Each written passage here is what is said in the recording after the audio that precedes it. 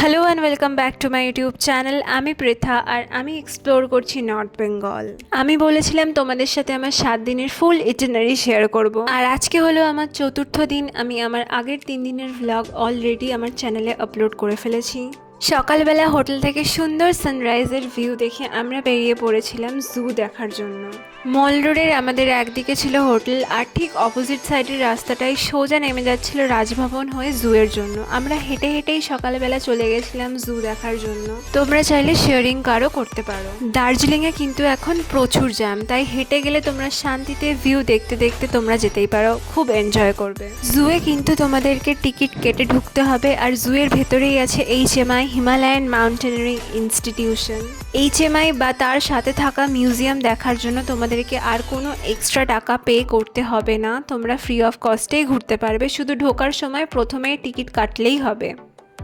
তোমরা এখন যেটা দেখছো সেটা হলো স্নো লেপার্ড, এখানে রয়্যাল বেঙ্গলও পাবে।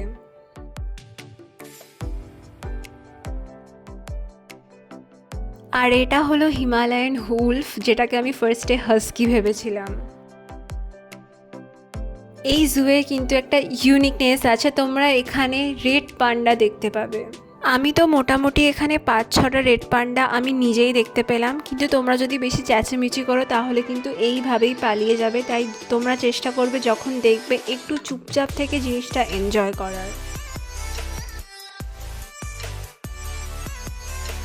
তারপর আমরা হাঁটতে হাঁটতে আবার ফিরে আসি মল রোডে, এবং মল রোডে ঢোকার একটু আগেই আছে ভানু ভবন, যেখানে তখন মেলা চলছিল।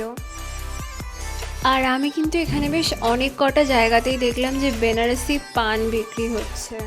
আর তোমরা তো অবশ্যই পাহাড়ে আছো, মাফলার সোয়েটার তো প্রচুর পাবে, কিন্তু বাকি জিনিস কিন্তু এখানকার মেলার মতনই। হ্যাঁ, তোমরা জুয়েলারি ওখানকার ইউনিক ডিজাইনের পাবে। তারপর বিকেলবেলা আমরা চলে এসেছিলাম গোল্ডেন টিপসে ভিউয়ের সাথে অসাধারণ চা এনজয় করার জন্য। যদি তোমরা দার্জিলিং আসো তাহলে গ্লেনিয়ার্সের ব্রেকফাস্টের সাথে সাথে গোল্ডেন টিপসের এই সানসেটটা এনজয় করতে করতে চা তোমাদের লিস্টে অবশ্যই রাখবে। এখানে চায়ের সাথে তোমরা কফিও পেয়ে যাবে।